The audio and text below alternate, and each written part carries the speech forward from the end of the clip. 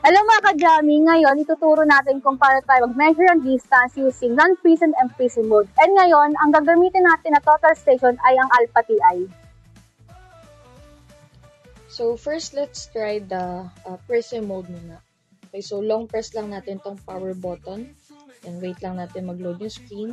And then press natin tong F3 under ng try. Yeah, and then after that, let's go to quick function. Press natin tong Fn na button. Then select number 3, itong laser pointer, to turn on the laser pointer. So ayan, naka-on na siya. Let's press number 1. Yan. So just to check kung naka-prism mode talaga siya, press natin tong F3 button under ng EDM. Yan.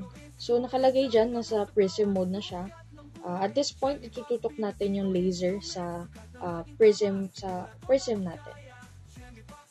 Yan. So, kung naitutok natin, let's press OK.